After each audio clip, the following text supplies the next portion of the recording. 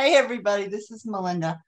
For those of you who are new and don't know me, they call me the FAQ girl and the training manual queen, I guess. So, anyway, welcome to the New Data Managers Workshop, which is mainly directed for new data managers, but anybody is welcome to join. And for those of you who are not new, hopefully you'll learn something this adventure. Okay, we've got 2 hours. It's pretty packed, and we'll just get started. Of course. Okay, so what are our objectives for today? So the first, we're going to try to identify STS educational resources. We're going to learn a little bit about data and software specifications and kind of how to read them just a little bit. We're going to talk about the PROC ID chart, and we're going to identify resources within the National Harvest Report. So let the games begin. I like this one. Can't Congress see that we have data collection under control? Sometimes it feels that way. And I'll tell you, I always tell this story before this session begins about my first experience with the cardiac database. So I'd always been a cardiac surgical nurse, mainly in the adults, but also in pediatrics. And I got hired into this quality department, and they said, "Oh, wow, you got cardiac experience. You can do our cardiac database." I thought, well, okay, that can't be too hard, right?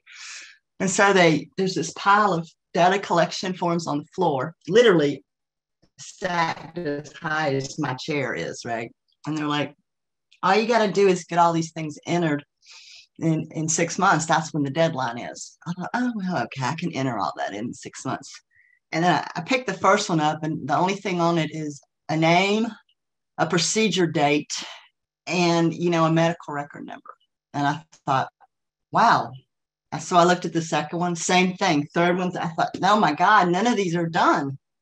So then I started panicking. I've got 6 months to not only enter, but I've got to collect these things. So I had no clue. I didn't know there was a training manual.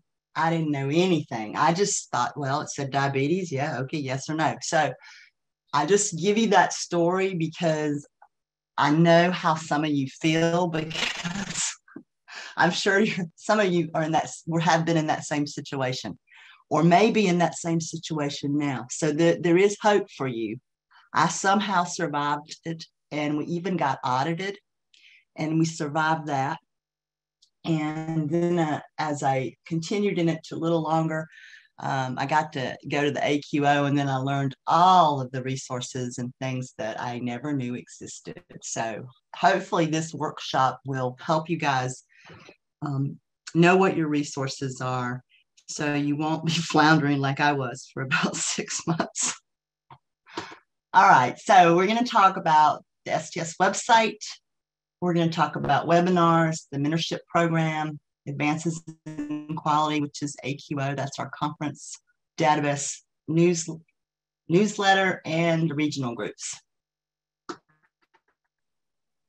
Okay, so we're going to start with the database, the website. So it's sts.org, and you go into the national database, you're going to see that when you get into, if you want to get right into your database, you can select it: adult, general, thoracic, congenital, or informatics.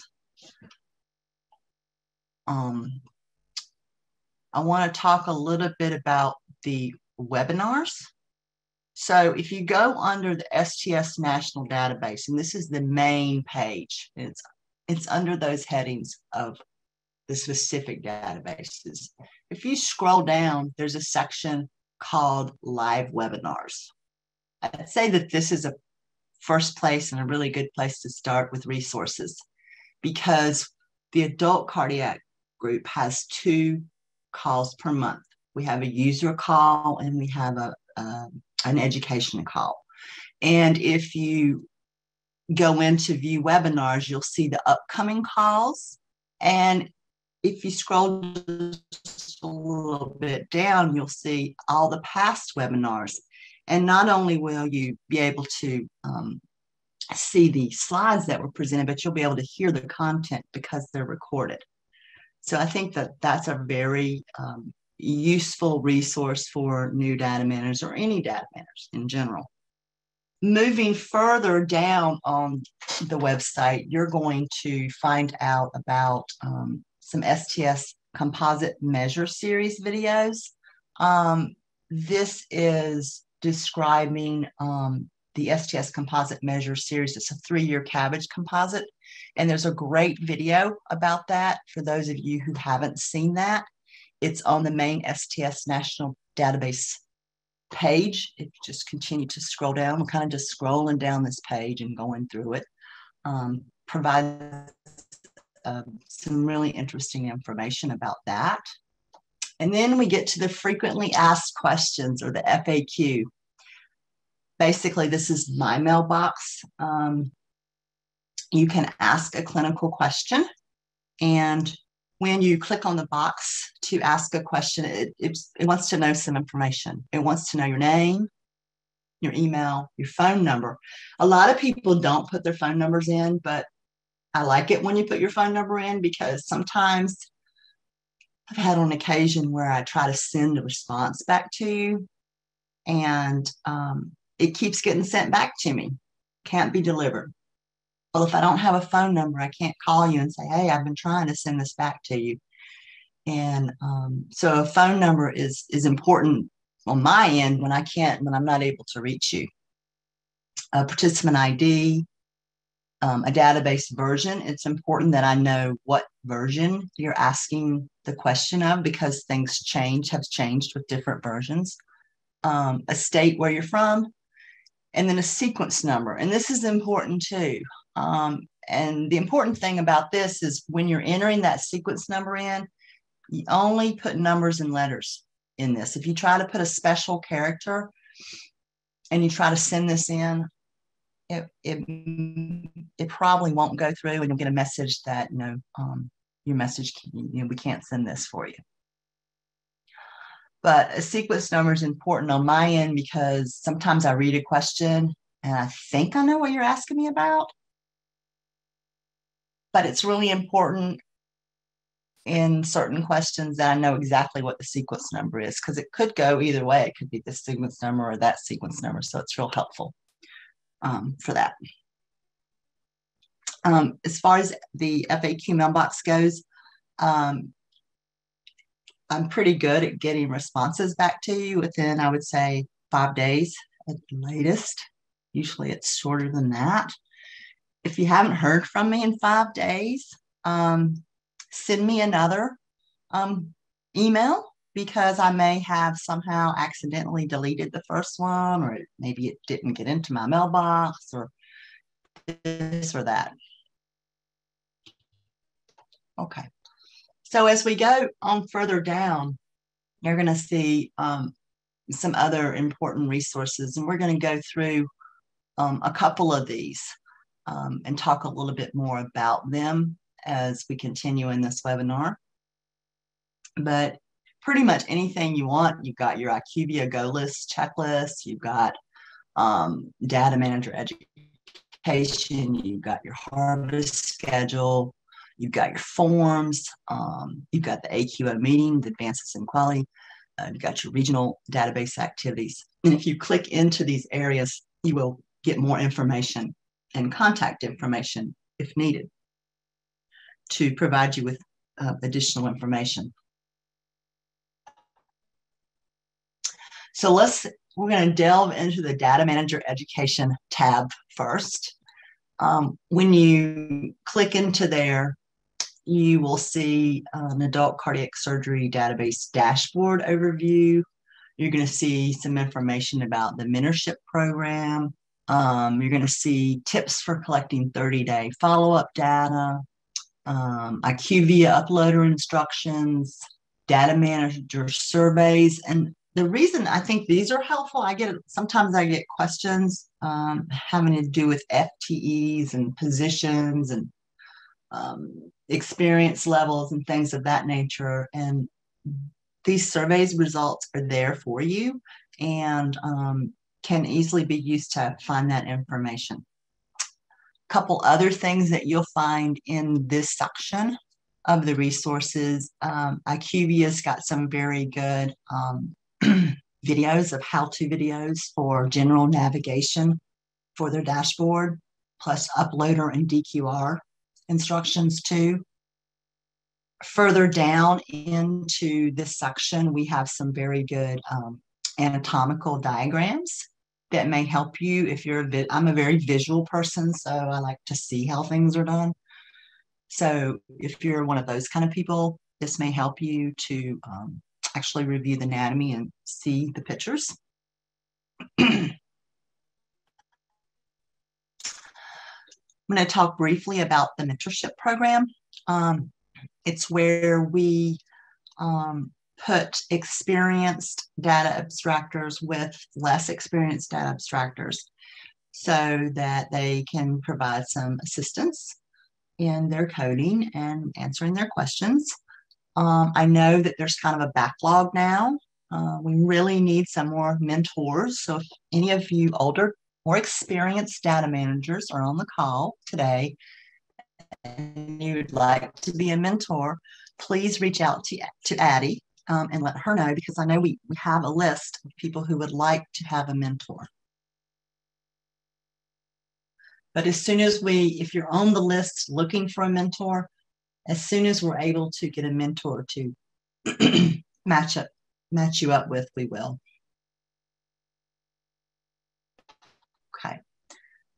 As we scroll down further, one of the next tabs is the harvest schedule and information. So what does that mean? Well, of course, we call data submissions harvest. We always have in STS, but really it's a data submission deadline. Okay, so you can see harvest 1 when your submission window closes, when your opt-out date is, and it also will tell you that that's a star rating.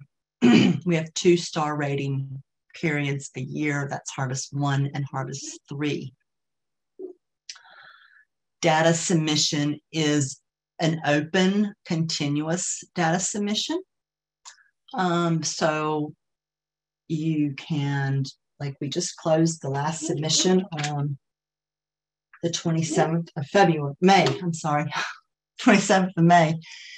So now if you wanted to go ahead and start, submit data, you could submit it, and you could continuously submit until the next harvest close, which is 8/26/2022.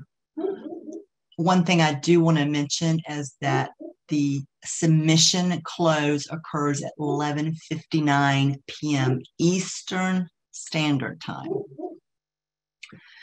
And so that's really important to remember, especially if you're like me and you live in Pacific Standard Time. I can't wait until 11:59 Pacific Standard Time to submit. It won't work. It won't go through. So just remember, and the other thing to remember is that if you get started too late, like if you're doing this at 11:55 p.m. Eastern Standard Time and you're submitting a large file, that the file may not have enough time to process. And so your file may be rejected because it wasn't completely submitted and processed by 11:59 p.m. Eastern Time. So do remember that. Also, again, under this harvest schedule information, you're going to again see the IQVIA uploader and DQR review of the how to do this and how to read your DQR video. Okay, moving further down on our resources, we have the STS National Database forms. Now, these are forms like your participant contact form, your Schedule A forms, your Schedule B forms, and some other resources here for participant roles and things of that nature. So if you need to add a new surgeon or update information, you would click into the STS National Database Forms tab and find how to contact. I'm sorry, you guys, my voice, I was on a prior conference a little earlier and My voice is a little tired, so I'm And just you gonna didn't have a drink little. water because you didn't want to have to go powder your nose. That's right. So, It's okay. We could take a second for you to drink water. so I'm gonna have a sip of water. Sorry about that. Okay. Apologize for that. All right.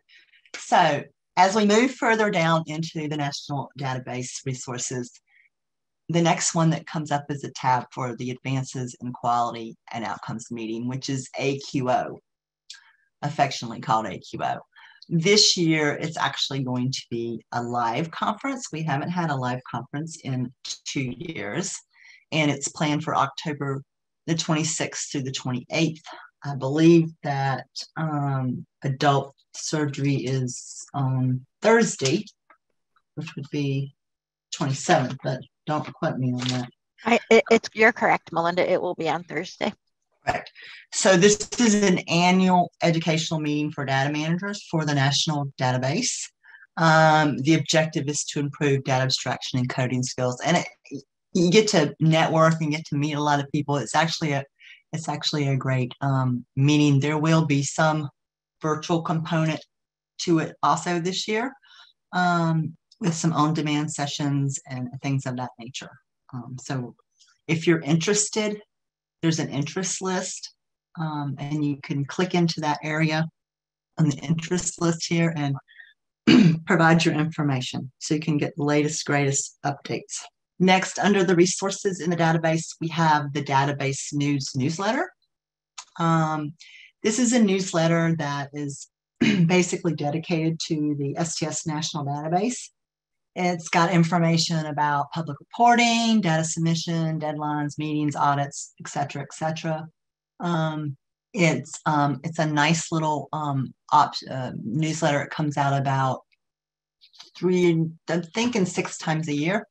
And you can find this on the website. Okay. All right. Let's talk about regional groups now. And that's why my voice is sore. I was talking to the Florida regional group earlier today. So regional groups provide lots of support and education to data managers within the region. So if you're a new data manager, and you're not, or an old one and you're not involved in a regional group, you may want to check out to see if there's a regional group in your area that is active. You can see the map here and the regional groups that we have set up. If you click into this area, it talks about the regional leader roster, so if you want to reach out to join a regional group, you can. I know that I'm with the Northwest Regional Group, which is quite big. That's Washington, Oregon, Idaho, Montana, Hawaii, and Alaska. So we're kind of spread out. So we do a lot of monthly calls, webinar calls. We don't really have meetings, but some of the other regional groups, such as Maryland or Texas, they have in Michigan, they have like actual in-person meetings because the proximity is a little closer than, for example, the Northwest group for getting together. But if you're interested in a regional group, please reach out and to the regional leader and get signed up for the group. It's a great resource for you. All right, further down, we get into audit information. So we just sent out some audit letters. And if you're a new data manager, I hope you didn't get one because that would be almost too stressful to get one right as soon as you're starting a new position. But if you did get one, there's a tab for audit information.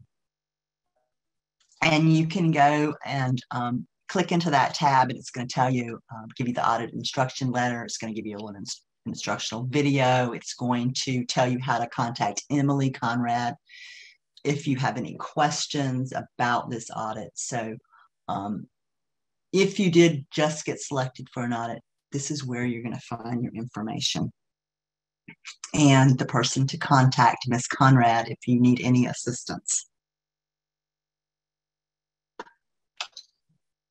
So as we move further on down, we're actually going to delve now into how to get to the nitty-gritty resources. So at the beginning of the page, the top of the page for the STS National Database, you have 4 tabs: adult cardiac, general thoracic, congenital heart, and INTERMAX. So if you want to get into your resources for data collection, which would be your training manual and things like that, you click into the adult cardiac.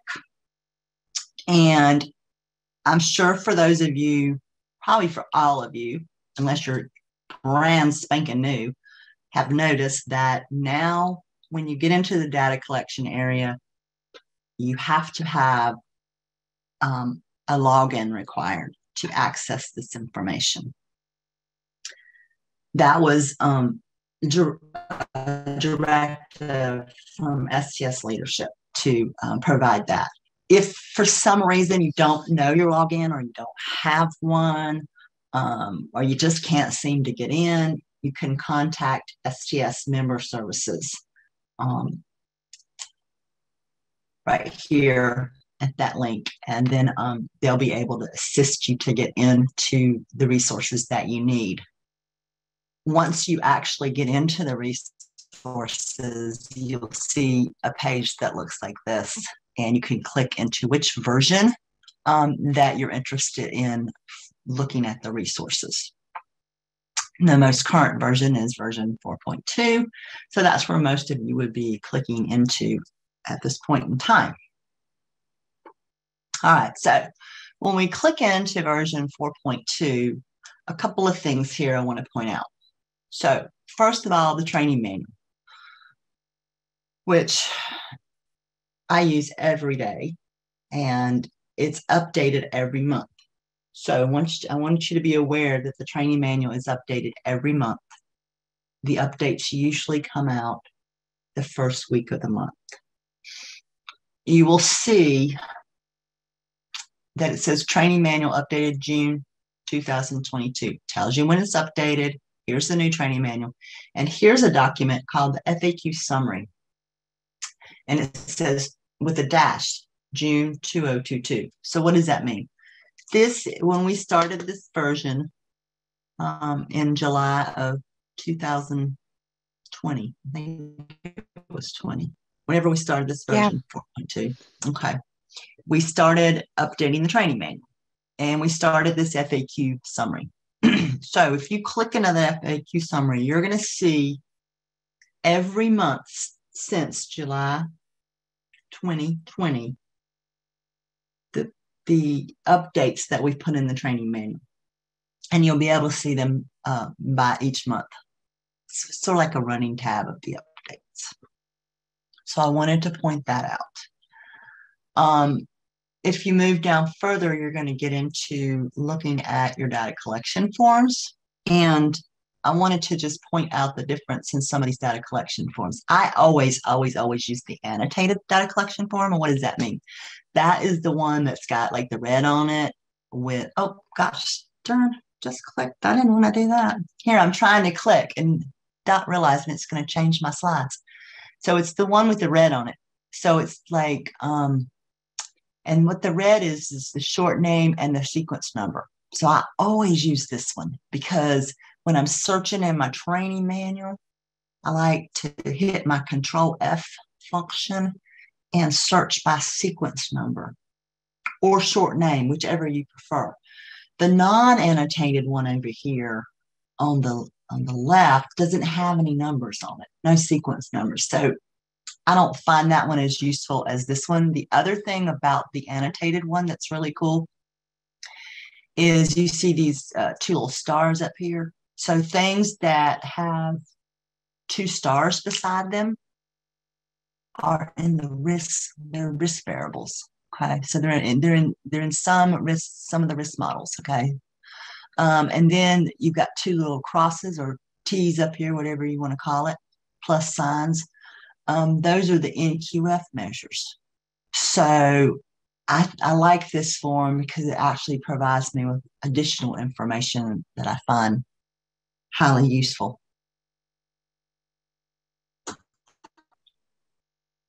Okay, a little bit more about the training manual. It's color coded.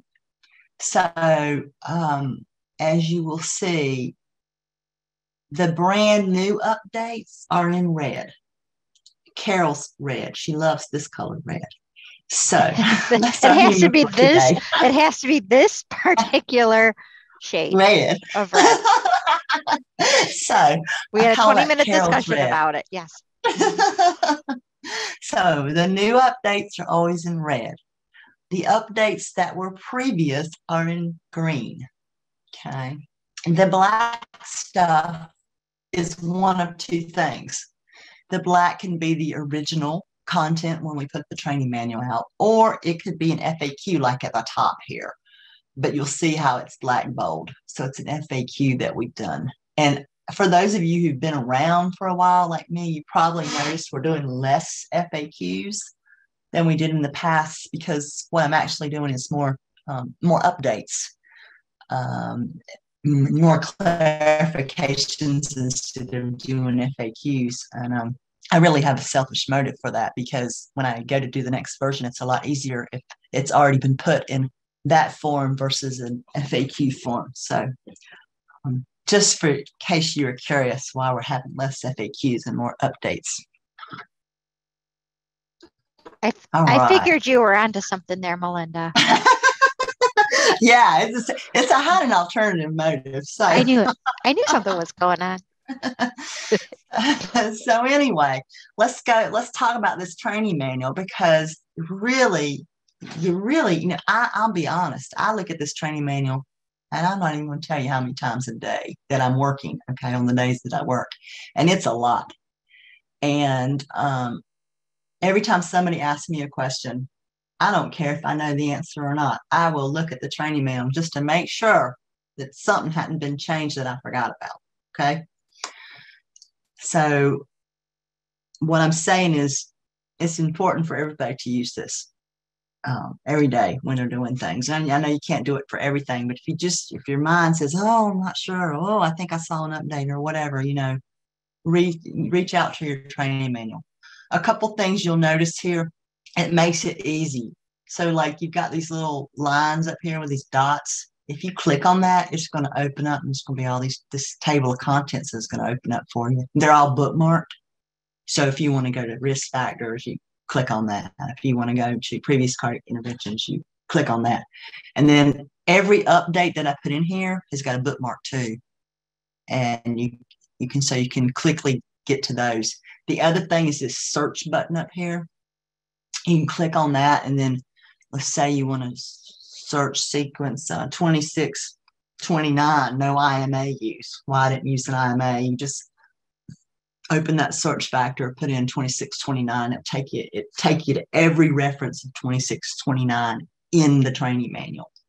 So the training manual, even though it's really long, it seems enormous and overwhelming, you can easily navigate it with the search button and the bookmark tabs that are there for you. It makes it a lot easier to navigate. Okay. All right. Now we're going to get into some other resources. I mean, most of you probably, you knew about the training manual, but let's talk about some of these other resources that are also in the version 4 section. We've got data specifications, software specifications. We've got all kinds of changes from versions. We've got the PROC ID chart. We got the risk model chart. We got the congenital list, case inclusion guide, and NQF measures. So lots of information here. We're going to go over a lot of this information in the rest of this presentation and speak briefly to it. The first thing we're going to start with here is the software specifications. Now, again, when I started doing this, I had no clue what a software specification was. And it probably took me 5 or 6 years to even know what one was, because I was just sort of running by the seat of my pants, playing it by ear. But the software specifications have some really interesting information. It's a long read, but it's got interesting information in places, and I'm going to try to highlight those places for you. So page 4, I like page 4 because page 4 tells you the date of versions. So it tells you when version 4.2 started, or when version 2.9 started, and when did it stop. So this is a real important resource, especially if you're like backlogged, like you got, 1,000 cases you need to enter from the last 3 years, and you're trying to figure out which cases go in what version. This is a handy little resource. Okay. Another highlight for the software specification is page 6. This kind of tells you how to read the data specs. And the point here is that I like, and when we get to the data specs, you'll see this, but it talks about integers. What is an integer? Well, it tells me right here, thank God, because I wouldn't remember that from grammar school. Numeric values with no decimal points. That's an integer.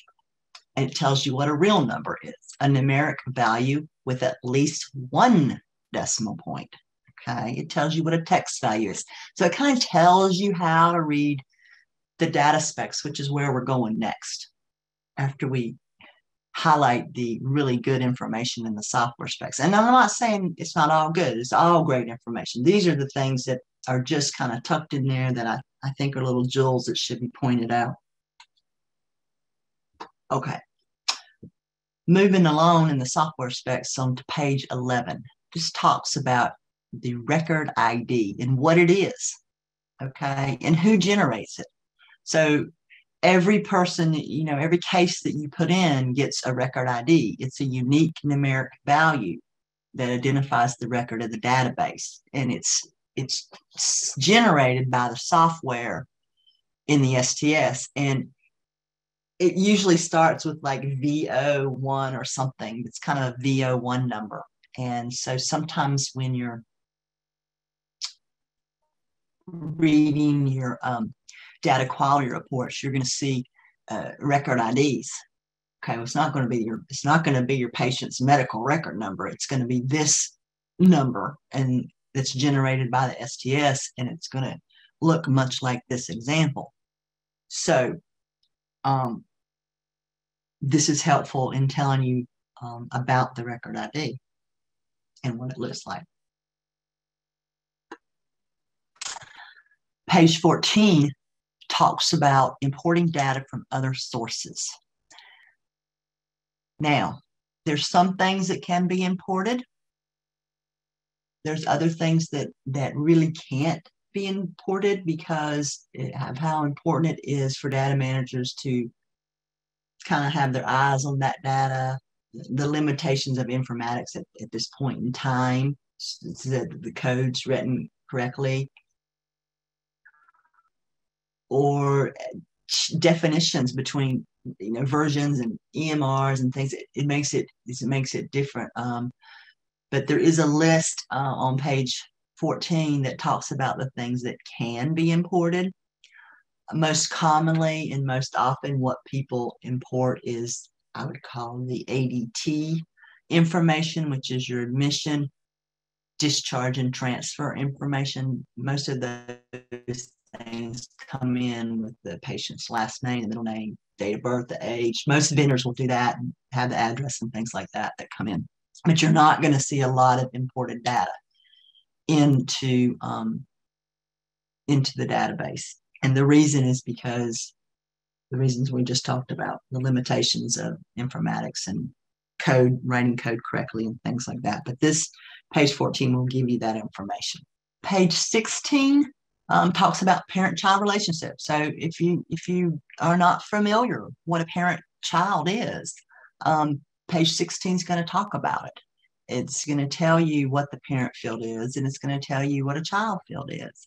And for example, diabetes, that is a parent field of diabetes control, which is a child field. So if you answer yes to diabetes, which is the parent field, then the child field will open up and you'll have to answer the child field. So that's kind of how that relationship works. Answer yes to the parent field, the child field will open up and you will answer those questions too.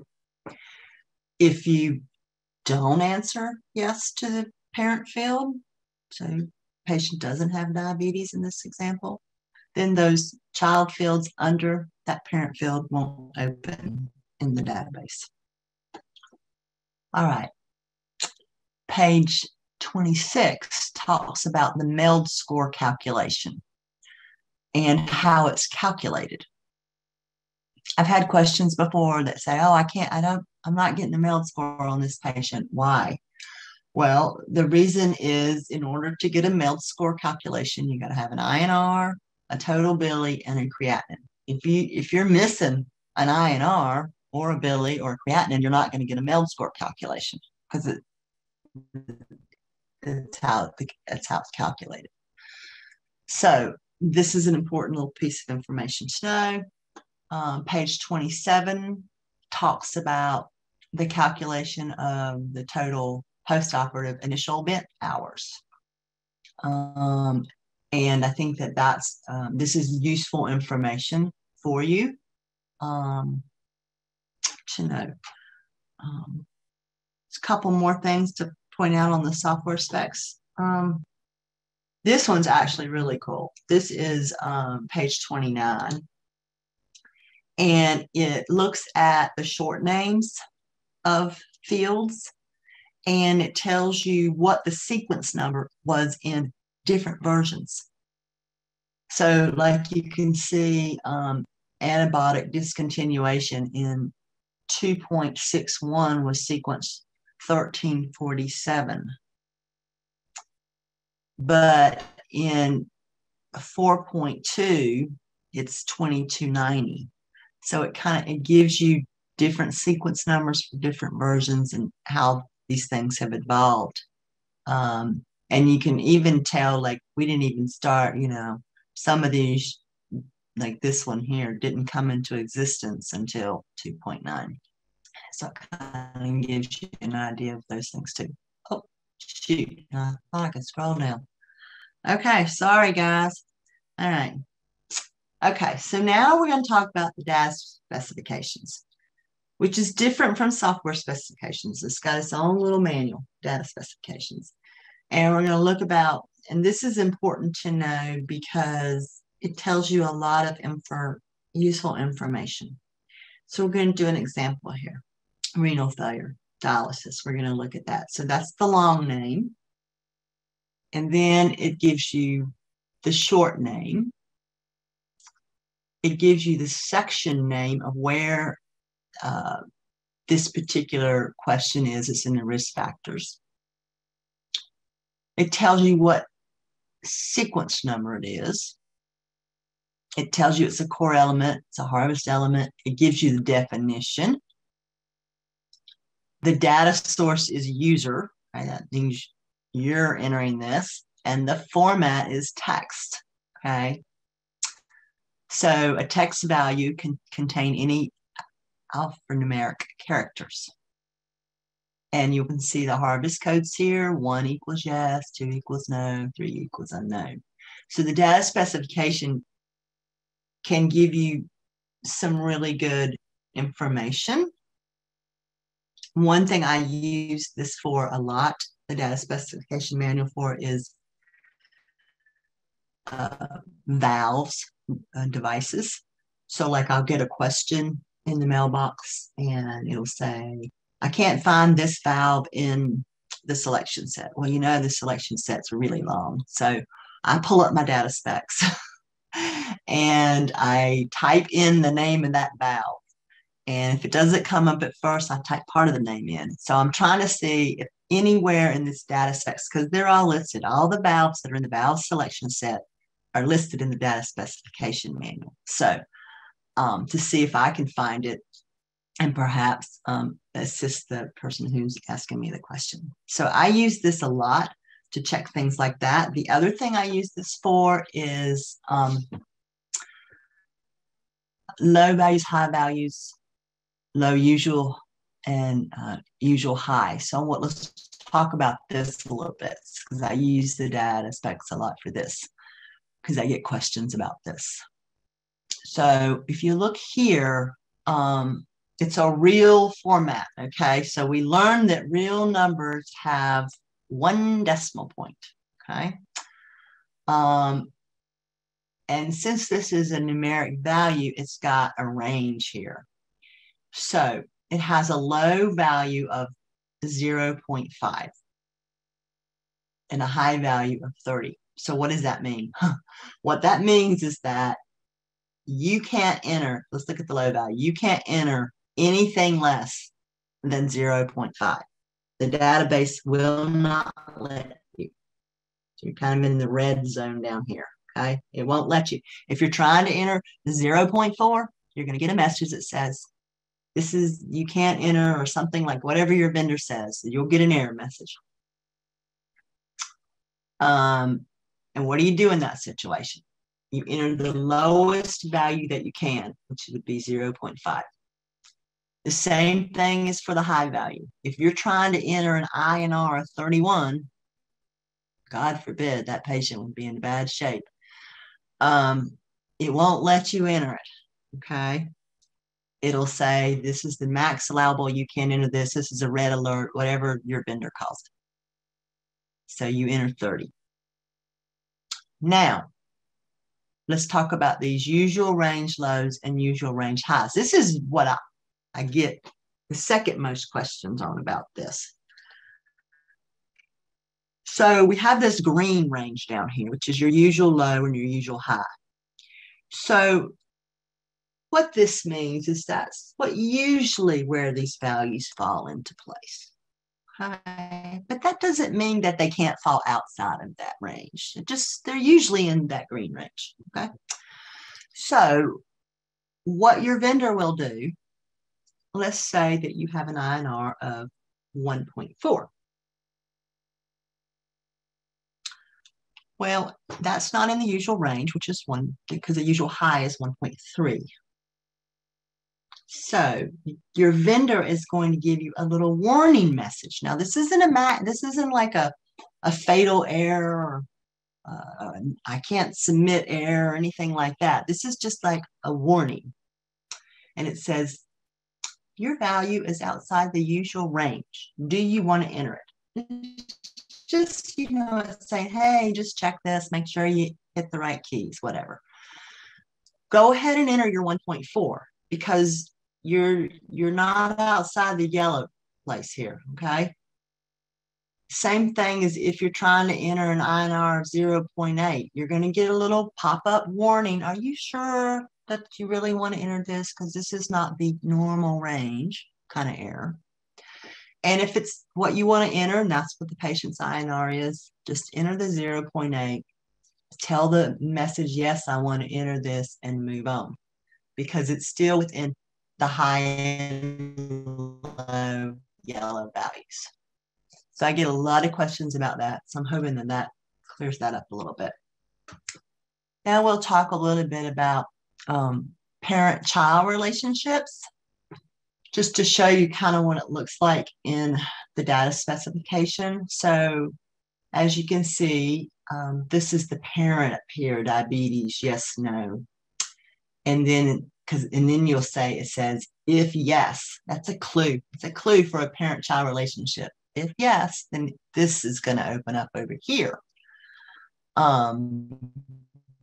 What is the type of control? And if you get down here, it actually tells you the parent short name was diabetes.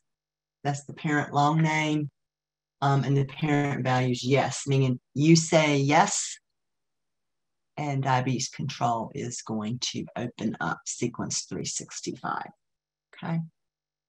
But this is a real clue. If yes, and the little arrow right there, it's a real clue to whether you got a parent-child relationship going on.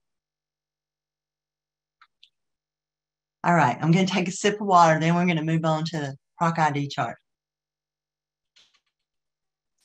Melinda, there's before you move on to this very lovely PROC ID chart discussion, there is one question from Barbara that you may want to take now, just to just because it Okay. falls in line with what you just presented.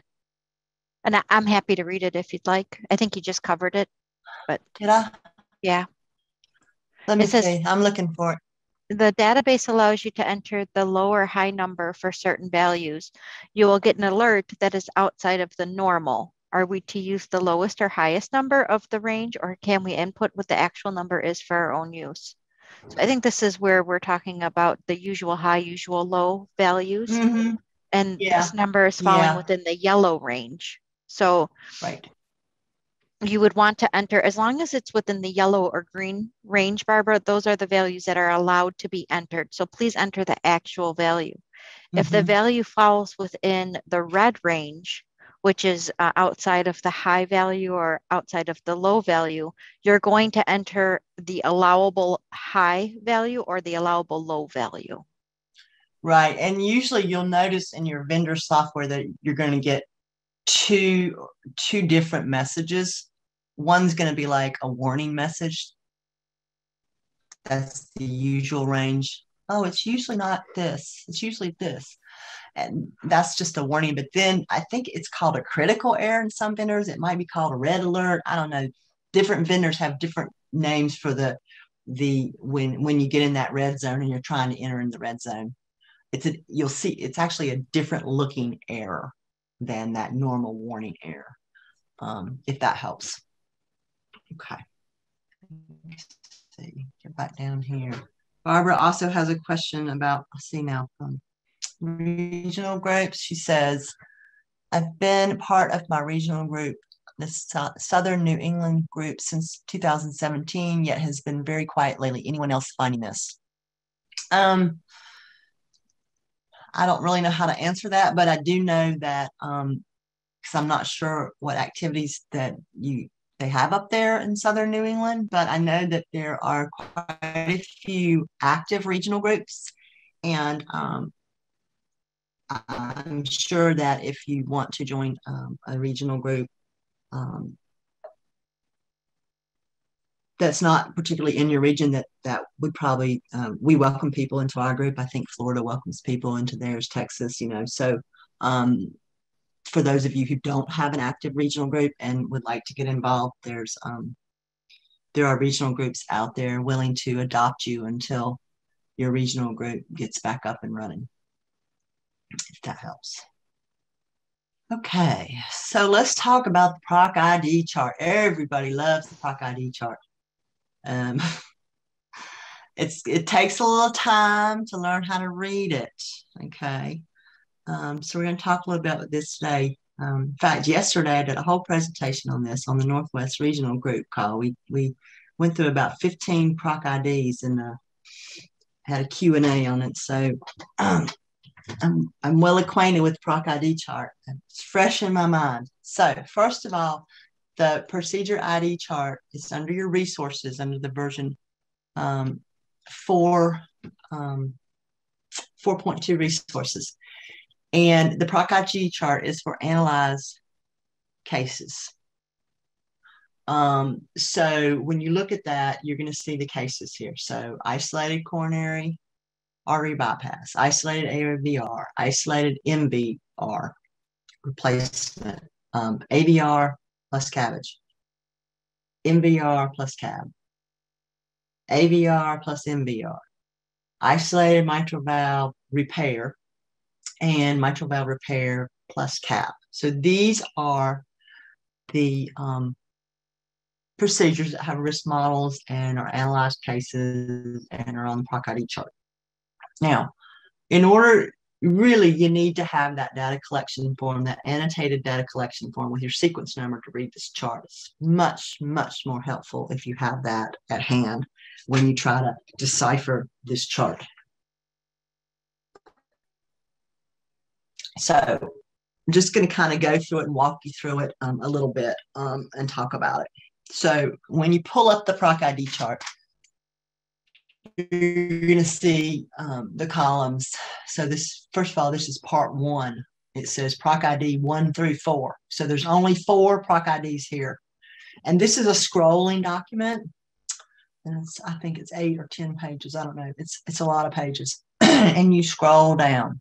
And as you scroll down, continue to scroll down, you're going to see the other 4 proc IDs come up in their respective columns. So you've got your variable short name over here.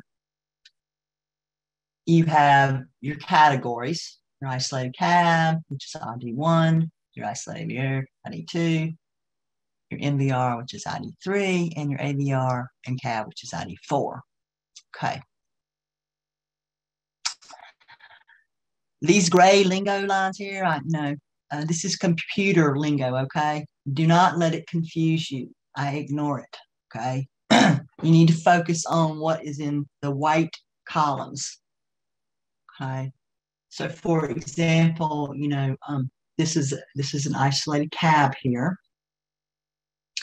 Let's say that you did an anomalous coronary artery unroofing with your cabbage, and you want to know if that procedure affects case isolation. So you're going to code that procedure under your congenital in 6515. It's going to be congenital procedure, right? And that's where it would be coded. So that's why I like my annotated data collection form. So I know my sequence number, I know what I've coded, and then I'm going to hit I love the Control F function to search this document. And I'm going to type in 6515.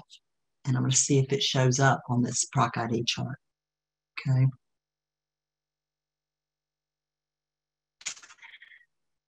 And lo and behold, here it is. It shows up right here. Now, what does this mean? Missing, PFO, anomalous. Okay, what does all this mean? Oh man, this is confusing. Okay, so here's what it means. So it means if it's missing, so if 6515 is missing or blank, your cabbage is still isolated. If 6515 is a PFO, primary closure, you're still got an isolated cab. If 6515 is an anomalous origin of a coronary artery, whether it be from pulmonic or aortic origin, it still is an isolated cab. And we'll walk through this a little bit more, but that's the general gist of how you read this. Okay, a couple other things. And you see, we slid down, and we're still on page 4. I think this is almost the end of those. And I'm going to go back up and show you. Oops, page back up. These things scroll down. Now, on the second page, there's no heading. Okay, I know it bothers me a little bit too. I wish there was a way we could figure out to do that, because I have to keep figuring out. I just have to memorize. Okay, if I'm scrolling down isolated cab, that's what I'm looking at. That's column number 2. Or if I'm looking at AVR, that's column number 3. Because when you scroll down on this active ID chart, there are no headings on the second, third, fourth page. The next time you see a heading is when you get to part 2, proc ID 5 through 8. Okay. So keep that in mind. So you can see we've scrolled down and there's no headings. But I know that this is my isolated cab is 1. Here's my AVR. Here's my MVR. So, and I'm focused on this section here because I'm looking at isolated cab. So on this slide, a couple things. You're going to see that these particular categories up here span across all of these proc IDs, okay? So like aorta procedure, this is a real good one, okay? So an aorta procedure, if you code 2123 as no, all of those proc 1 through 4 that we just talked about on the prior slide remain isolated. If you code aorta proc 2123 as yes, unplanned due to surgical complication, all of those procedures that we just talked about, PROC 1 through 4, stay isolated. If you don't code it at all, you just leave it missing or blank, all of those procedures, PROC 1 through 4, stay isolated. Another little caveat on here is sequence 4191, AFib lesion location. So you see that lesion location for your AFib lesion location is used in your isolated cab. It's used in your isolated AVR. It's used in your cab AVR. Oh, but guess what? It's not used in this one at all, and that's your isolated MVR. It's not used. So it doesn't matter if you do epicardial or endocardiac lesions when you're doing an MVR. They're not using it in the calculation. And the reason I talked about this yesterday when I did this presentation is that you're already in there. You're already in that atrium doing that mitral valve, so it's not going to add risk to the procedure. So it makes sense that it's not used in the calculation. But let's say you're doing the isolated cab, which we know is this column right here, and you do epicardial lesions only. So that's like a pulmonary vein isolation, just an epicardial lesion. That keeps your CABG isolated. If you code 4191 as none, it keeps your CABG isolated. If you code 4191 as missing, it keeps your cab isolated. The other thing that I want to point out is sometimes there's some green on this. You'll see some green. And these are highlighted changes from 2.9 to 4.2. Okay, so that's what those green things mean. Next, just to go over again. So here's your your short name and your sequence number. So we know this is cardiac tumor, 4115. Okay. Again, if you code this no, your case stays isolated. If it's missing, it stays isolated. And these gray lines right here, we're going to ignore. That's computer lingo. So we don't even let it confuse you. There is, if you have other questions about this, please send them in the FAQ mailbox. I get quite a few of these questions. We also did a presentation. There's a YouTube presentation on this too. I think that Carol did a while ago that would help too to explain the PROC ID chart. So we're going to just do one example here, one more just to reiterate, because it is a little difficult to read. Can be overwhelming if you're not used to doing it. So the patient has a AFib pulmonary vein isolation, which we know is an epicardial AFib procedure that was performed in sequence 4191. Will this procedure be classified as an isolated cab? So I brought these little headings over. Okay. Again, here's 4191. We coded epicardial. That means it stays isolated. Even if you were doing an aortic valve, if you coded an epicardial, it stays isolated. If you're doing an MVR, it doesn't matter. It's not used in the calculation at all. And if you're doing an AVR for cabbage and it's just epicardial, it stays isolated. So I'm hoping I hope that helps with understanding of the PROC ID chart.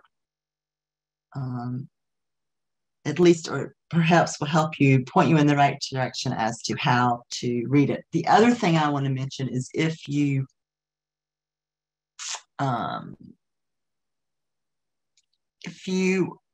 do something like a lead insertion, and I can't remember the sequence number, but you type that sequence number in, you do your Control F, and you're putting that sequence number in it, it doesn't show up at all on the PROC ID chart, that means it's not used. If it doesn't show up at all, it's not used in any of the calculations. So keep that in mind too, because there are certain things that may not affect it at all, and it may not, they may not even be on the PROC ID chart. Okay.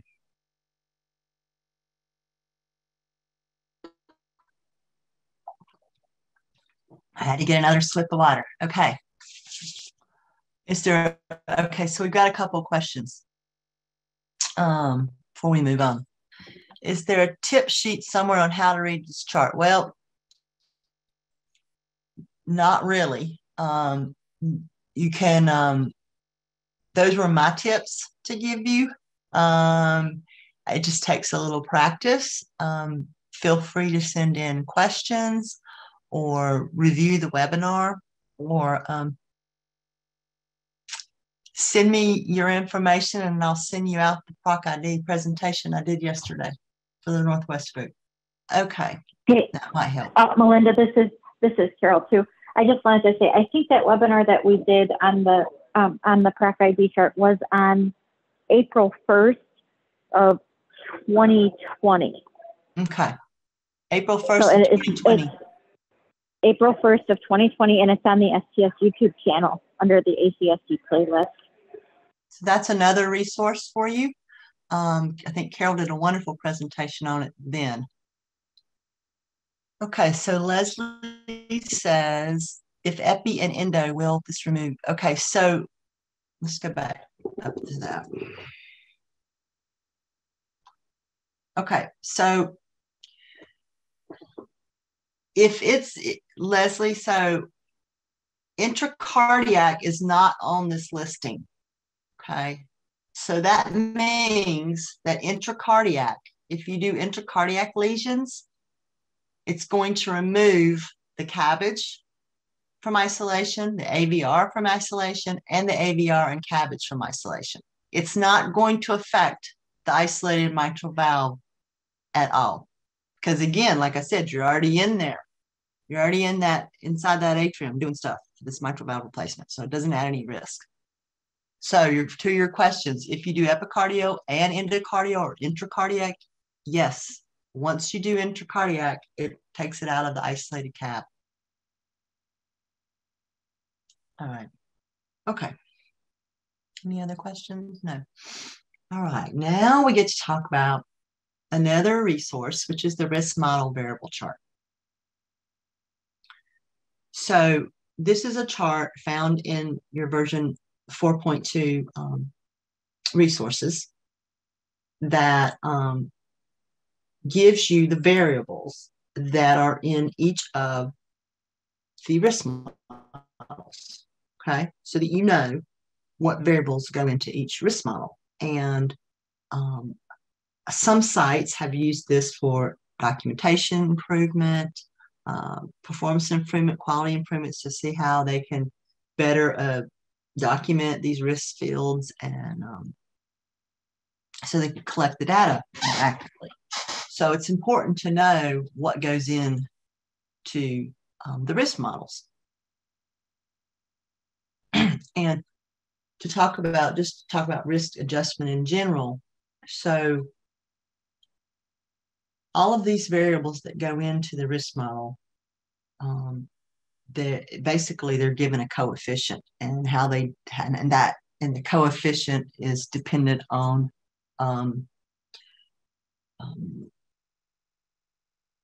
trying to think, like if you were doing NYHA class, you know, that you can answer whether it's class 1, 2, 3, or 4.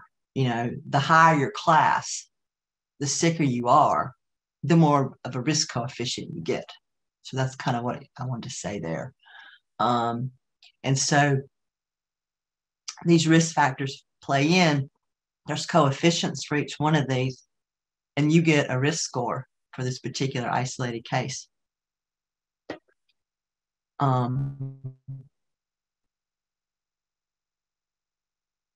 So let's look at the risk factors that go into each one of these models.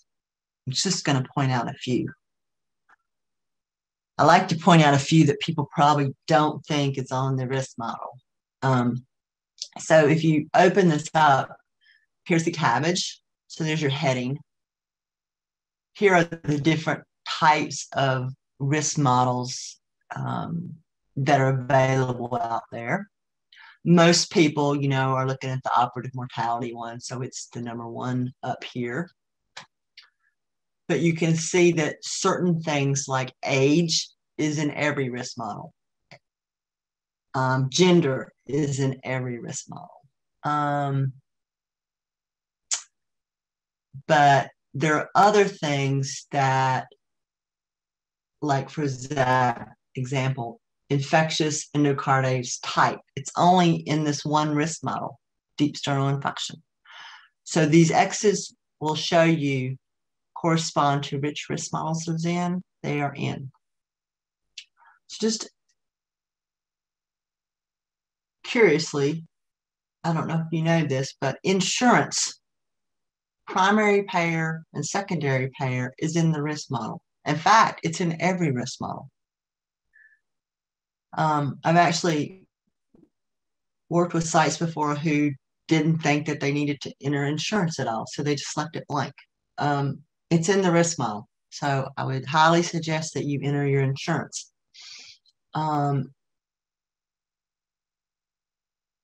Other things pretty intuitive that would be in there: height, weight, diabetes, platelets, hypertension. Most of these are fairly intuitive, but yeah, those things would need to be in the risk model. But insurance, not so intuitive, but it is in the risk model now. So keep that in mind. Another thing that you might not think is in the risk model, but it is alcohol use. It's in every one of the risk models. So if you're having trouble with documentation of alcohol use, correctly, or lack of, you probably need to work with your sites to improve that documentation because it's in the risk model. Most of this other stuff, like I said, of course, is fairly intuitive: chronic lung disease, stroke, drug abuse, cancer, previous interventions. Okay, but alcohol, not so intuitive.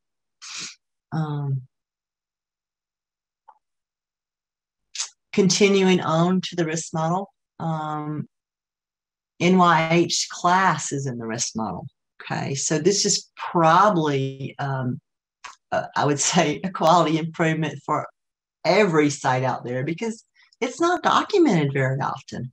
And again, the classification, there's 4 classifications. The sicker you are, the higher your class is. So you're going to have different coefficients for different classifications. So I would highly suggest that you work on getting this documentation into your system because it is in the risk model. Okay. And a couple other things that you may or may not know that's in the risk model is insufficiency, aortic, mitral, and tricuspid insufficiency. I had another site one time that I was working with, and they just didn't enter any regurgitation either. I said, well, we don't need to enter that. That's kind of insignificant. Well, it's not really because it's in the risk model and it's in the operative mortality risk model. So it's important to get those things accurately documented and entered. So knowing what's in the risk model actually helps with improving your documentation too, because if you're having a particular problem documenting cardiogenic shock or heart failure or NYHA class, if you can demonstrate to your team that is in the risk model and we need to really work on this documentation, well, that's a really valid point to get them to document better. So knowing what's in the risk model and each risk model is important I think most people probably just focus on the operative mortality risk model, though, when they're doing quality improvement. Couple other things I want to point out that, just for those of you who may not know, mechanical cardiac assist devices are in the risk model. So balloon pumps, temporary assist devices, and ECMO. Okay, so for those of you who've been with the database for quite some time, you probably noticed that ECMO, when you're on ECMO, you get to have an emergent status coded when you're going into the OR. The reason for that is that ECMO is in the risk model. It's not in the PROC ID chart, okay? So to kind of offset the risk associated with ECMO, you get to code emergent salvage status when the patient's on ECMO. So that will also increase your risk of the patient. The other thing I want to point out, because I get a lot of questions about this, is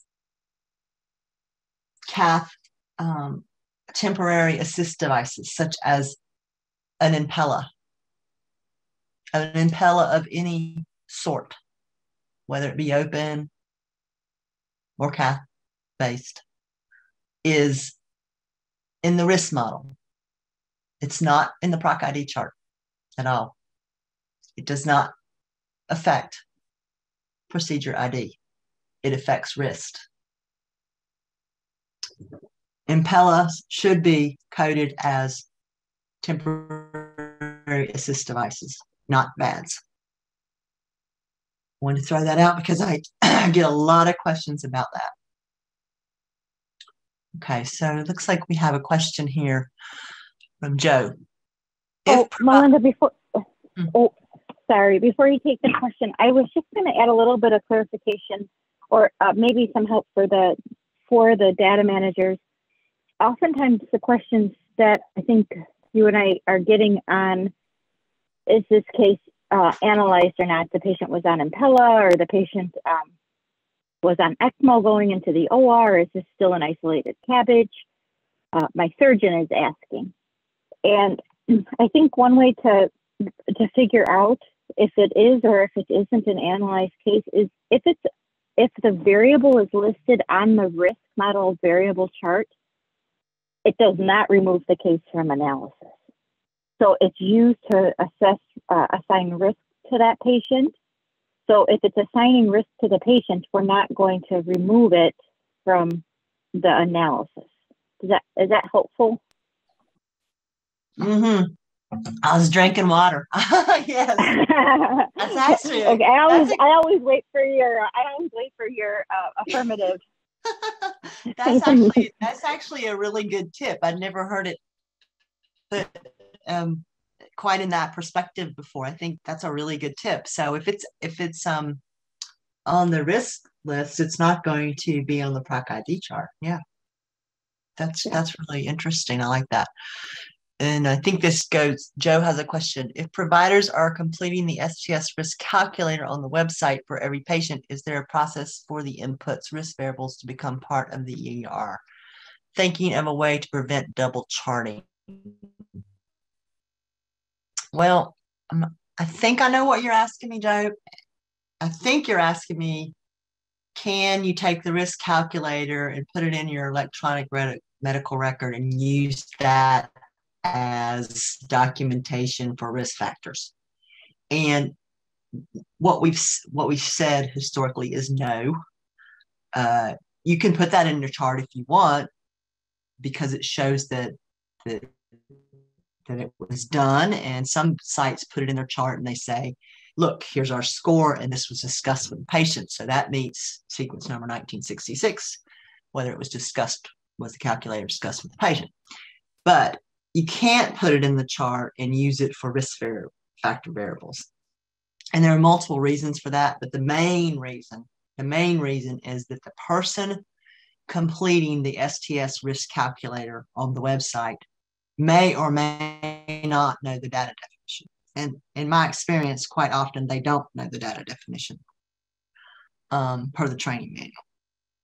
Yeah, and I agree, Melinda, and I would also add on to that that calculator may have been completed at a pre-op visit and not contain the most recent information on that patient, especially patients who, they may know that they need to have a valve done. They see the surgeon does the consultation and says, oh, we need to check your coronaries. They send them for a cardiac cath, give them, iodine, give them the dye, their kidney function raises up.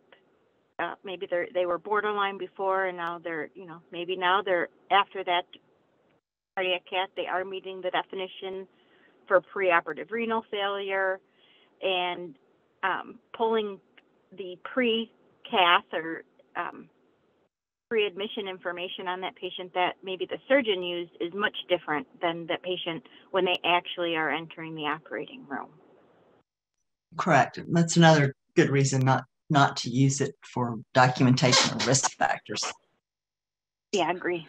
But if you want to use it for sequence 1966, did the patient and the family the surgeon discuss this? Yeah, you can do that. A lot of people are doing that. They put the score in and they'll say the surgeon had a discussion with the patient and the family about that score. Okay, moving on. Next. Looking at more additional resources. On the same site under version 4.0, we got the congenital diagnosis and procedure list.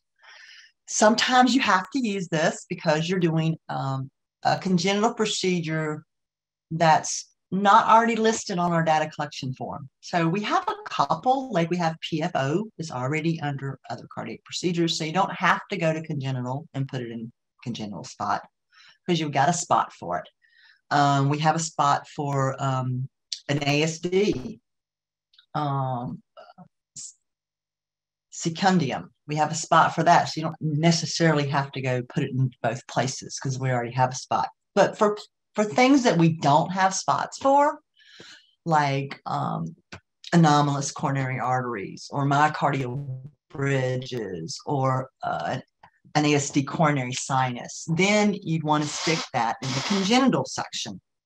And in order to do that, it's going to ask you for some codes, procedure codes and listing codes. And where you find that is in the congenital procedure list. And I search this, I do my control F, and I'll either search the words of what the procedure, usually it's the words or part of the words, and come up with my diagnosis and my procedure list from searching this particular document. It's very handy and resourceful. Okay, another resource, and this is a new resource. I actually got a question from Peter today that said, hey, I was looking for the case inclusion document in older versions and I couldn't find it. Well, that's because it wasn't invented until about the middle of version 2.9.1. We kind of always had this unwritten case inclusion document, like in our heads, I guess. Many years ago, we all met in Michigan and came up with the list, but it never left Michigan, I guess. It didn't go anywhere. So anyway, it was sort of all in our heads. So what I did is, Carol and I did, is sit down and work through the list of things that needed to go in. So we have a section in here that are required cases. So, those need to go in, absolutely need to go in. We also have a section here, if you scroll down further in the document, that has optional cases, okay? So if you are looking to try to figure out if your procedure should go in and you're not sure, the first place you should look is this additional resources case inclusion guide. Most often you're going to be able to find that.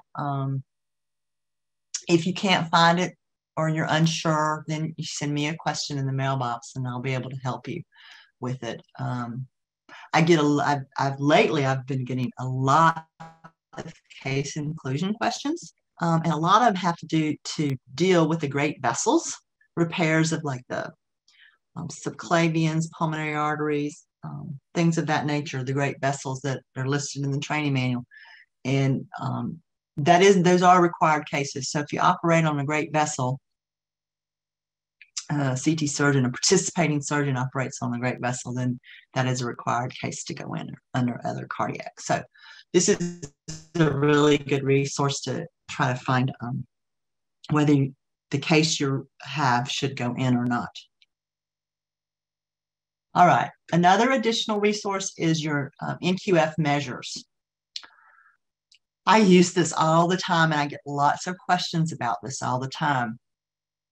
I have this on speed dial on my computer, okay? So when I talk about the NQF measures, what am I talking about? I'm talking about preoperative beta blocker therapy, use of IMA, discharge antiplatelet medication, discharge beta blocker therapy, discharge anti-lipid medication.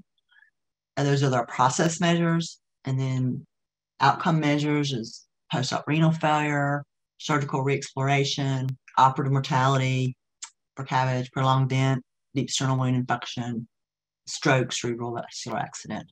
So to dive a little deeper into this, if you open this document, this NQF document, it's under the additional resources for version 4.0, it's going to look a lot like this. It's going to have a title. So this is a metric, basically, or the measure. Here's a description. This is important because if you look at this anti-lipid treatment and discharge, the description says the percent of patients aged 18 years and older undergoing an isolated CAB, okay, who were discharged on a lipid-lowering statin. Okay, so first of all, if you got somebody less than 18, which we did, just last week I had a question. I think the patient was either 18 or 17. He was right on the border. So if he had been 17, he wouldn't even fall in the measure. And then the second part of this description is it has to be an isolated CAB. So this anti-lipid treatment at discharge is just for isolated CABs. So Danette is asking me what NQF stands for. That is National Quality Forum endorsed measures. So National Quality Forum. The third column here talks about the numerator. So if you want to know the numerator and denominators, who's going into this, you already know who's going in it, but let's look to see. So we've got a number of patients undergoing isolated CAB who were discharged on lipid-lowering statin, okay? Denominator, all patients undergoing the CAF who are isolated, an isolated CAB. Exclusions, this is the important part. Okay, so what's gonna exclude my patient from this population? Well, in version 4.0, if you die, you're excluded from this measure. Or if you go to hospice, you're excluded. Or if you leave AMA. Or if discharge lipid-lowering statin is marked contraindicated. Okay, so the exclusion part of this is really important because it lets you know which patients are excluded from the measure. And each one that we just looked at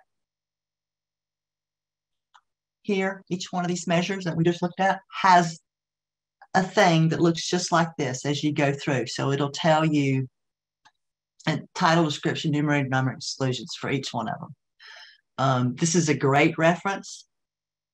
I use it all the time, and I get questions about this all the time. So it's a great document to have on hand. All right. We've got a few other additional resources to go over. We have surgeon worksheets. Again, this is in the version 4.0 under additional resources, surgeon worksheets. and Carol did most of these. She's so wonderful with technology that she did a lot of these things to help, because I'm just not tech savvy like she is. But these are beautiful coding assistants for if you get your surgeons to fill these out, then it'll help you with coding. We've got worksheets for aortas and different types, dissections, aneurysms, endovascular cases. We got valve worksheets. We got CABG worksheets. We even got an intraoperative TE worksheet. So these, some surgeons fill these out. Some surgeons won't fill these out. I think that for sites who have the surgeons fill these out, that the data manager has a great resource to use with coding, especially aorta cases are really difficult cases. But they are available. They also are in Word version. So if you wanted to, let's say you wanted to use the aorta one, but you didn't really like the layout, or you didn't want all the stuff answered, you could alter it using the Word one and make it useful for your site. So those are available. Okay, now we're going to move into another resource that is not on our website. Okay. So this resource, and I use this all the time in answering questions. Okay, wait a minute. Before I get going, let's answer a question. Just makes it easier to do it while we're going along. Hold on. I'm drinking water. If a beta blocker is held within 24 hours prior to surgery because the patient's condition prohibits, where is the best place for the MD or MP to document the country on the medical record? Well, I think that's generally documented in the progress note, or, but I mean, as long as it's documented in the medical record, it's not in an obscure place that could be easily found. It can be in most places, wherever you feel like in your site that works best for you. Most hospitals document that in a progress note.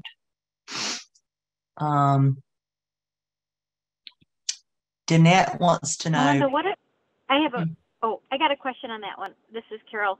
What if there's parameters, say it's metoprolol, whatever, hold this patient's heart rate is less than 60. How does that work? Well, that can work the morning of surgery. Okay. Like the morning of surgery, the nurse goes to give.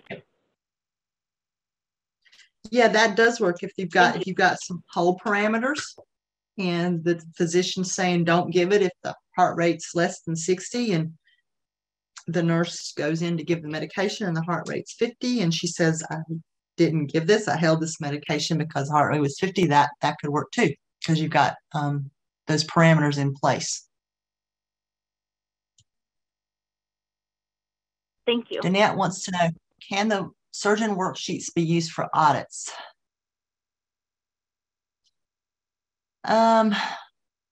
Carol, do you know the answer to that? Do you know if the auditors ever use those for? I'm thinking they could be if they're part of the record. Yeah, as long as they're part of the record, but I can tell you that whatever's on the surgeon worksheet, it either needs to be documented someplace within the EHR, or it needs outside of just being found on the surgeon worksheet, or the surgeon worksheet needs to become part of the EHR, meaning that it needs to be signed by the surgeon and scanned in as part of the official patient's official chart. Correct. So the next question, if our hospital uses the worksheet only, we have to make sure they sign it. Well, it has to be signed, but it also has to be found in other parts of, like Carol was saying. I'm not sure if you're talking about the beta blocker, because the same person that asked me about that, or if you're just talking about worksheets now. Do you have anything else to add to that, Carol? No, you covered it, Melinda. Okay, well, let's say we got one last question before we move on. Oh, two last questions. Okay. Oh, Jenny says the recent audit questionnaire asked if your facility uses surgeon worksheets. Yeah, it's just a question asking, we're just trying to gauge how many sites are using them. It's not, I don't believe that we're asking that because we want to use those for audit unless they're a part of the official chart. We can't use them for audit unless they're part of the official chart. Right. Okay. One last question, then we'll move on. For the STS NQF, your example for the anti-lipid treatment at discharge, how about CAB ABR or CAB MBR? These are not isolated cabbages, so these would not be included. Right. I mean, this measure, we go back to the measure. Oops, I'm on the wrong page. Sorry about that. This measure is only for isolated cabs. So if your patient had a CAB and MBR, then this measure does not apply to them. If your patient had a CAB and a mitral valve, then this measure doesn't apply to them. This is only this measure, as in the description, is only for isolated CAB patients. Okay. All right, let me get back to where we're at now. Sorry, I have to have a sip of water. Okay. All right. So one additional resource that I think is really, really helpful, and it's not on our website, it's in the IQVIA library, is the National Analysis Overview.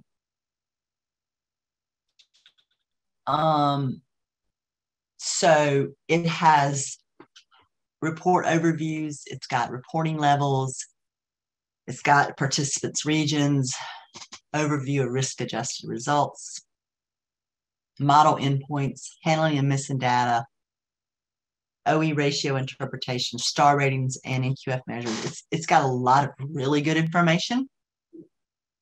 And like I said, you can get it on, it's in the IQVIA library. They have other good resources there too, but this one I use all the time. I have it on speed dial too. I've downloaded it and got it easily available. I send this out to people all the time who ask me questions because it has so much good information in it. So let's look at a couple of the pieces of good information that this analysis overview has in it.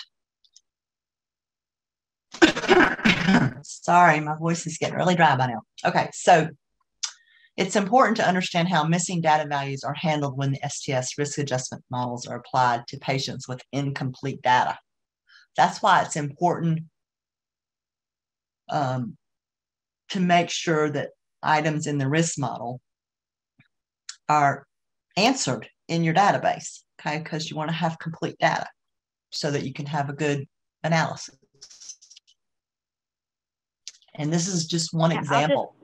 If you look at the, What did you say? I'll just add on to that. Go ahead. I said I'll just add on to that I don't know if that was a question or not, but the things that are left blank or missing or coded as unknown and they're in the risk model variable, they get defaulted to the lowest possible risk. So you lose out on all of that, you know. Right. You do, and this is a good example here. I'm gonna show this example of ejection fraction. So in this analysis overview, if your EF is missing, let's talk about missing first because we had an update over here in green, which we'll talk about in a minute. If you don't have an EF, then in the cabbage model, if you're male and your heart failure timing is chronic or missing, you get an EF of 55%. Okay. If you're female you get an EF of 58. If you're male and you got acute heart failure, you get an EF of 40. Okay. So, but in reality, your EF may have been 20, but the model's going to give you 40 because it's missing. So this model used to say, and it still says right now, but we have a little caveat in the training manual. If EF is missing or less than 10, okay, these are the defaults. But what we've instructed data managers to do, and we updated this, oh my gosh, it's been a year already. Time's flying. In the risk model, EF values that are less than 10 get imputed to 40.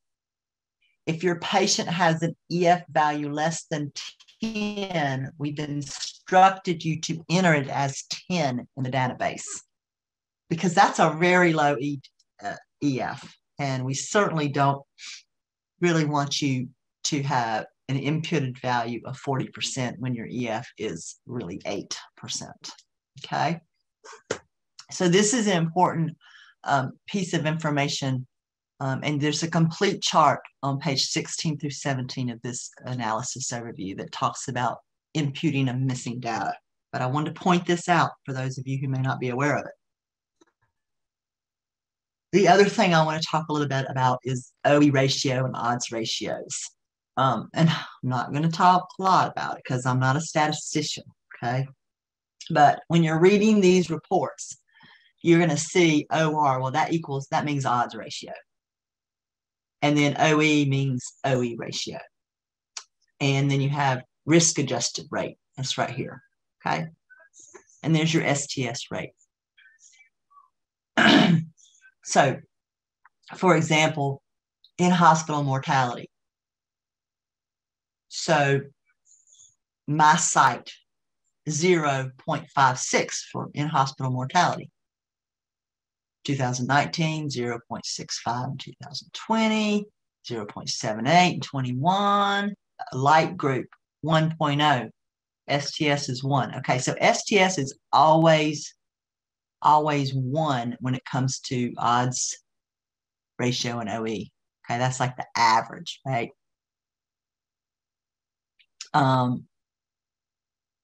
Anything less than 1 is good. You're doing better than average. Anything above 1, you're not doing as good as you should be. Okay. And the further you get away from 1, the higher you go over 1, the less good you're doing. Okay. That's just a quick and dirty way to read this thing. But STS will give you both the OE and the odds ratio because surgeons like these kind of statistic stuff. And some of them want to see OE ratios. Some of them want to say OR ratios. And you can see they're a little bit different. They're a little bit different in their numbers. The OE ratio, the benefit of OE ratio is that they're very familiar to many surgeons and they're pretty simple to compute. Odds ratio, the main benefit there is it's obtained from a hierarchical model and is that they provide a more reliable estimate of performance for hospitals with a small number of patients. Me personally, I always look at the OR, but both are provided. And in my mind, if I'm less than 1, I'm doing good. Here's the down and dirty. So if you're OE or OR, this kind of used interchangeably here. If you're greater than 1, then you need some work. You've got some improvement to make. Some processes can be improved. If you are less than 1, you're doing good, okay?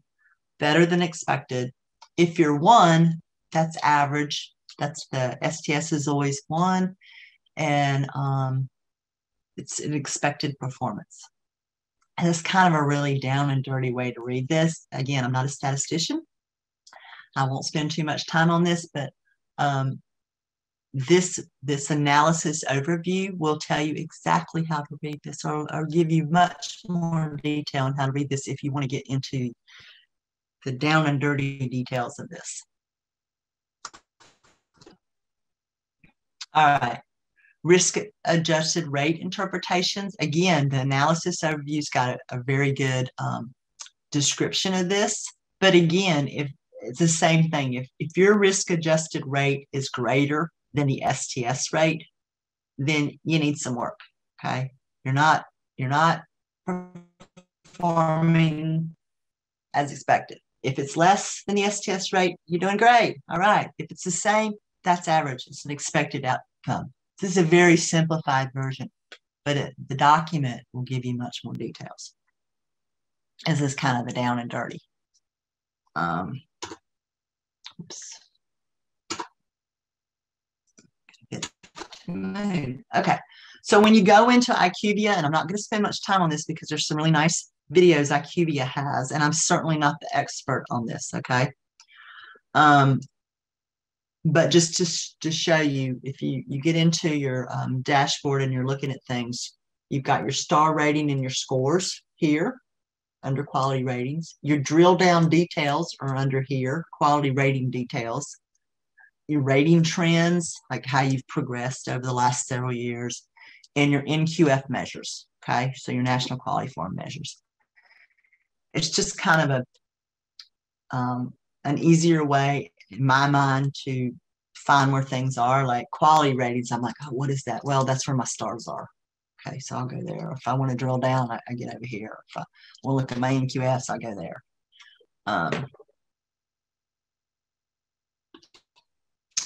So let's talk about star ratings quickly and briefly. Again, this is high statistics, but we have 2-star rating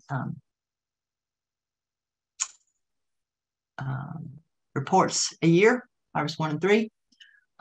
3 stars means that your performance is higher than the STS, significantly higher than the STS. 2 stars is you're not any statistically different from the STS mean, and 1, you are significantly lower than the STS mean. So I get a lot of questions about, well, how come I'm not,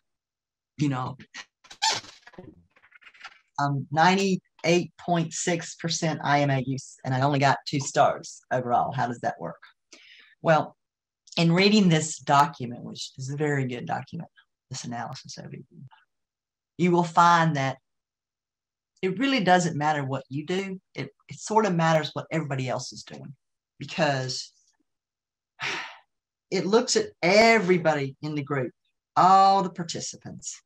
And if everybody else is at 100 and you're at 98.8, well, you're going to be lower than everybody else that's at 100.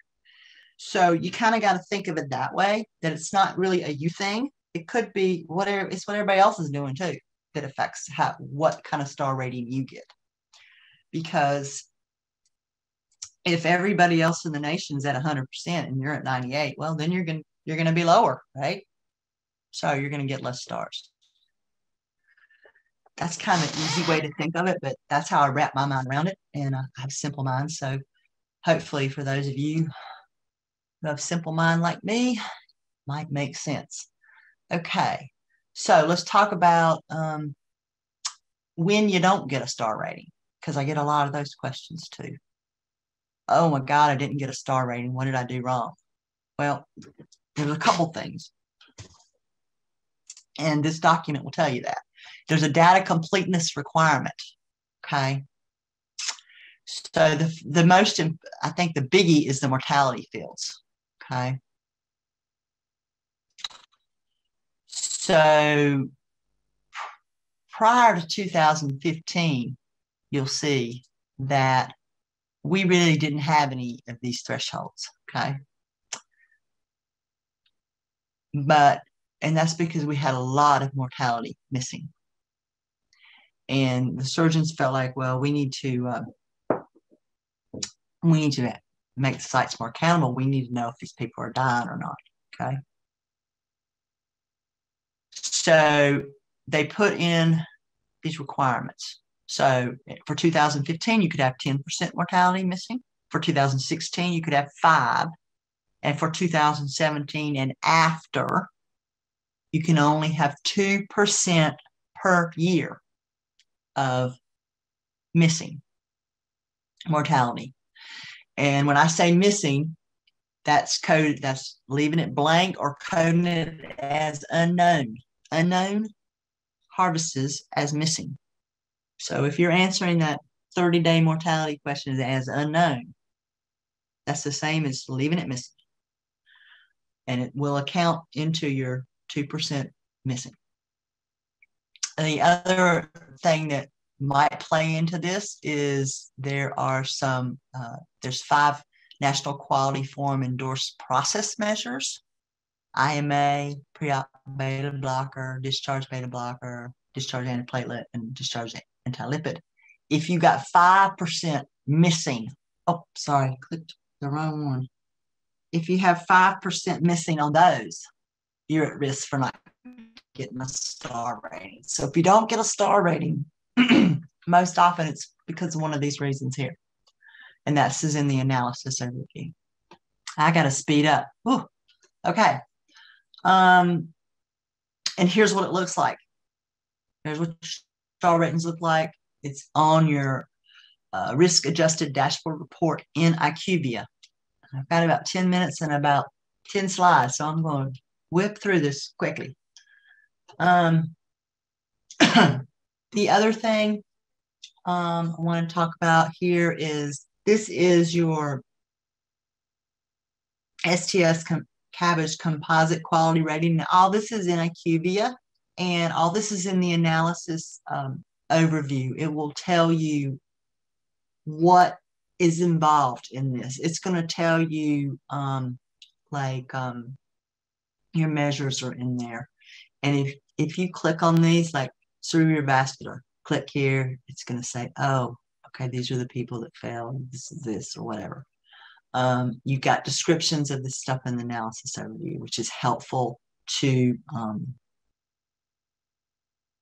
for you. It's kind of a long document, but there's a lot of really good information in there. You've got rating trends. Like I said, IQVIA will show you how you've done over the course of time with your stars.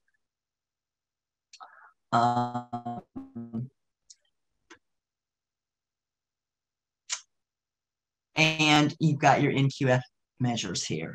And all of these measures, they're on that document that we talked about earlier in the call. And it's also, again, in the analysis overview. There's a section on that in there too.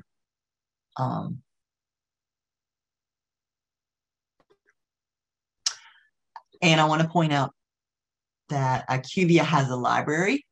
So there's a lot of different resources in the IQVIA library, okay? This webinar was focusing mainly on STS resources and what we had for you, but I wanted to let you know that IQVIA's got some very good resources too. And my favorite one thus far is the national report, because I use that one all the time, analysis overview.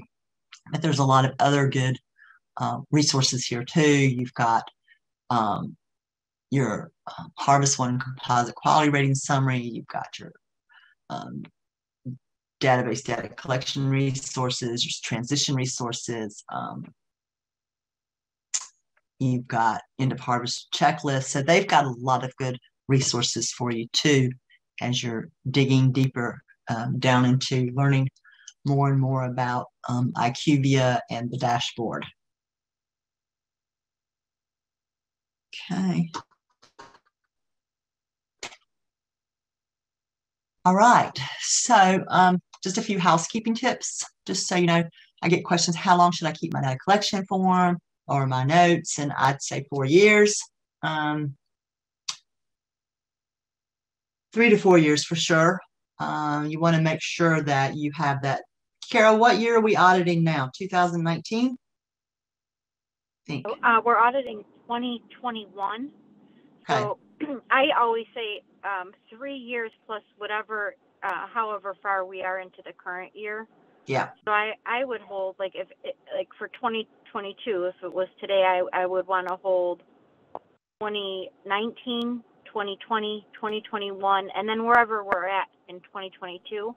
Yeah. 2 things is the audit is that we go back, well, we're auditing the previous year, but now that all of the risk models are 36-month risk models, If for some reason I see that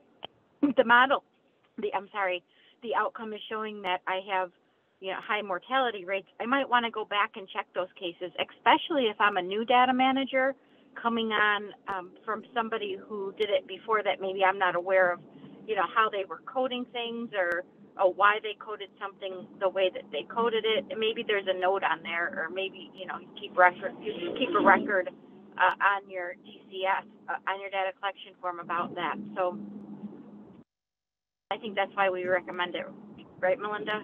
Yeah. At least that's why I do. Yeah. That's why I do it. I just want to I'm covering all my bases. I just want to make sure I've got it if I need it, if I get audited. Yeah. The other thing is to keep a log of your 30-day mortality, readmit, and like your infection information, your deep sternal wound infection information in case you have an audit. And it doesn't have to be an elaborate log. It could be a little place in your vendor software that you keep notes, or it could be a separate Excel spreadsheet, or probably Excel is probably the easiest way to do it, because when you get audited, the auditors are going to want to see that log. So that's probably the easiest way to get that information to the auditor, is having some sort of separate little spreadsheet where you just enter it in. And it can be so simple, like, oh, I called, Joe Smith and talked to him, and this is the date, and he said he hadn't been in the hospital and his wound looks good, or something really simple. Or like, I called the doctor and the doctor saw him this day and everything was fine and he's had no readmits. It doesn't have to be elaborate, but you're going to have some sort of documentation of how you proved that this patient was alive, especially alive at 30 days, whether they got readmitted and did they have a deep sternal wound infection. So just remember to keep that.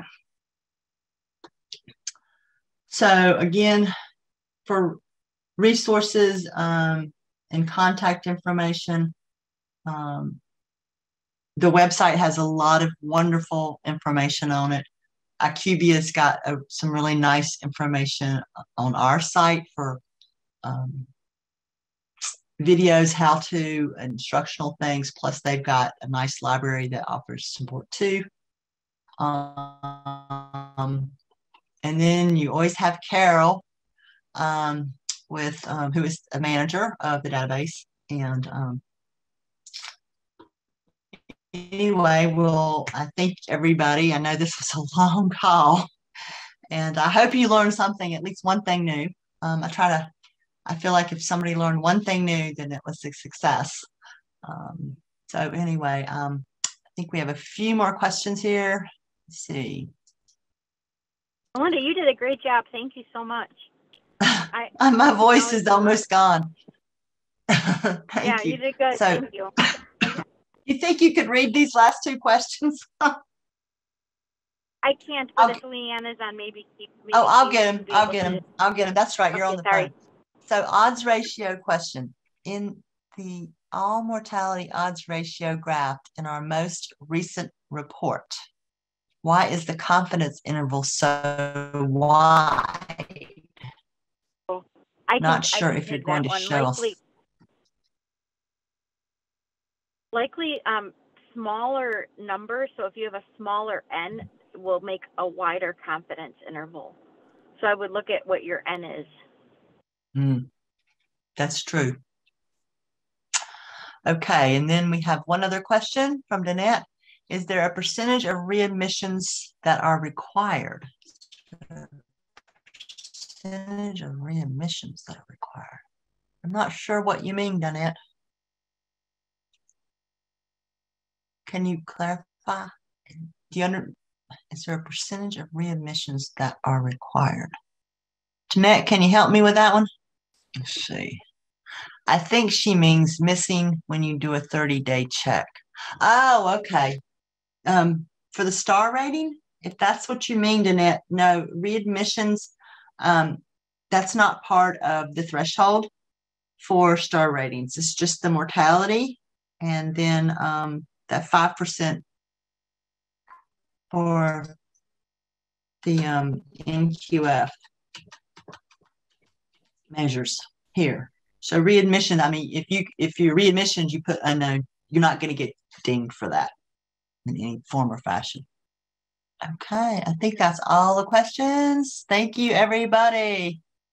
Okay, let's see. Melinda. Yeah, thanks, Melinda. Yeah, great job, Melinda. Thank you. I have a voice left today.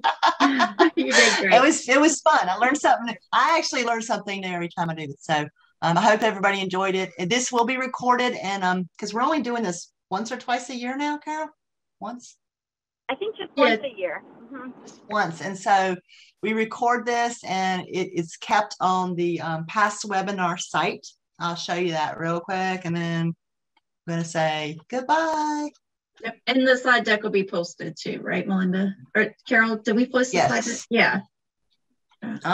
So it will be all the way up here. Good Lord, have mercy. Here we go. It'll be under live webinars, and then the past webinars right there. And so you'll have it, especially if you get new data managers in over the course of the next year that need to listen to it. There it will be. Thank you very much for your attendance, and I appreciate it, everybody listening. Thank you. Great job, Melinda. Have a great evening, everyone. Thank you. Thank you. Thanks. Bye-bye.